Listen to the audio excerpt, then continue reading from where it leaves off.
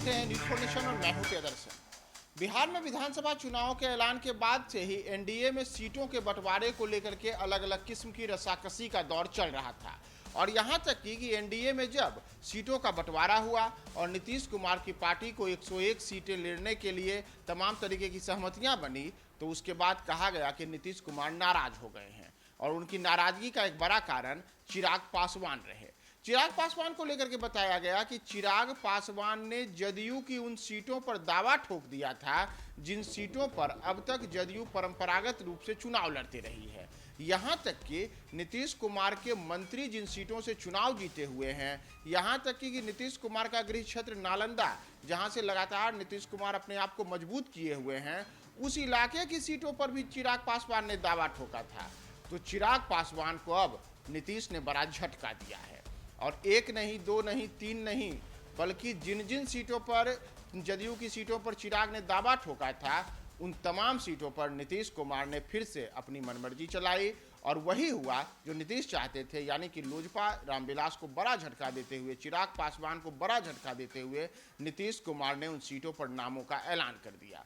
तो आपको हम जो ये लिस्ट दिखा रहे हैं, इस लिस्ट में ये आज जदयू के द्वारा जो पहली लिस्ट जारी की गई है, जिसमें 57 विधानसभा क्षेत्रों के लिए उम्मीदवारों के नाम का ऐलान किया गया है। इसमें अगर आप आए तो हम आपको दिखाते हैं कि इसमें देखिए सबसे पहली सीट है सोनबरसा सीट। सोनबरसा सीट से यह रिजर्व सीट आती है और रत्नेश सादा जो कि नीतीश सरकार में मंत्री हैं, उन्होंने यहाँ से पिछली बार भी विधानसभा का चुनाव जीता था। इस बार चिराग पासवान रत्नेश सदा की सीट पर दावा ठोक रहे थे, यानी कि सोनबरसा से वे अपना उम्मीदवार उतारना चाहते थे। तो रत्नेश सदा ने इसे लेकर के पिछले दिनों ही मीडिया में आके बयान भी दिया था कि यह कहीं से उचित नहीं है। नीतीश कुमार को लेकर के भी बताया गया था कि वह इससे बेहद नाराज हो गए थे कि चिराग आखिर उनके उम्मीदवार वाली सीट पर कैसे दावा ठोक सकते हैं। तो अब नीतीश ने चिराग को झटका देते हुए रत्नेश सदा को दोबारा सोनबरसा सीट से उम्मीदवार बना दिया है। और न केवल सोनबरसा, बल्कि जैसा मैंने आपको बताया कि कई अन्य सीटें जिस पर कि अब तक चिराग दावा ठोक रहे थे, तो उन सीटों को लेकर के भी उन्होंने बड़ा झटका दिया। यही एक सीट है मटिहानी। यह दरअसल मटिहानी सीट वर्ष 2020 में चिराग पासवान के प्रयोग की एकमात्र सफल सीट थी। आपको याद होगा कि वर्ष 2020 में जब चिराग पासवान ने लोजपा को अकेले चुनाव मैदान में उतारने का फैसला लिया था और जदयू ने जहां जहां प्रत्याशी उतारे थे, उन तमाम जगहों पर चिराग पासवान ने प्रत्याशी उतारे थे और कुल 137 जगहों पर उनके उम्मीदवार उतरे थे।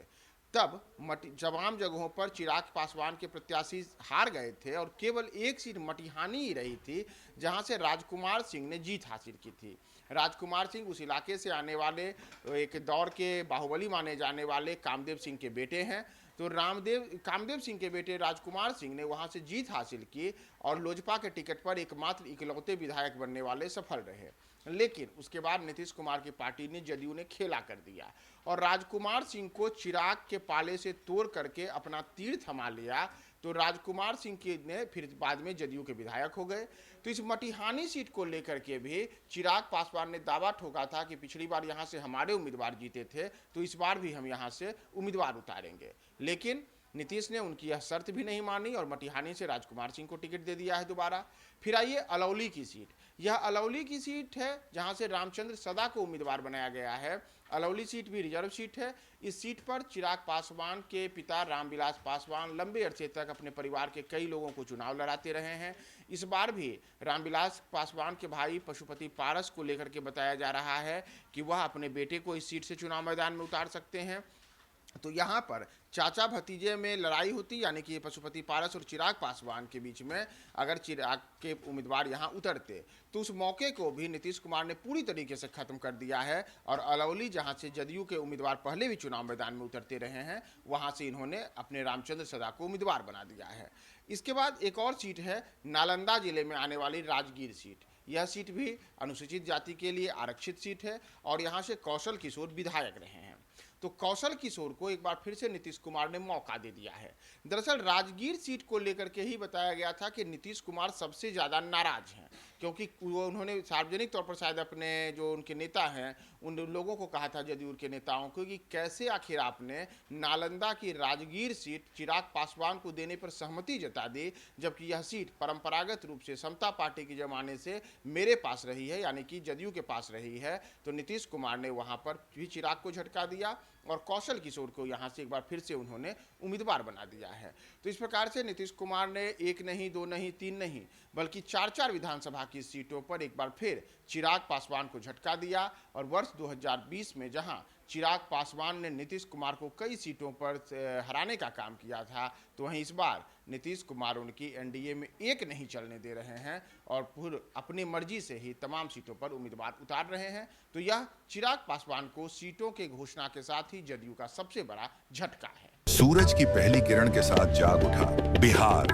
हर मत बने नई उम्मीद, हर कदम जिम्मेदारी।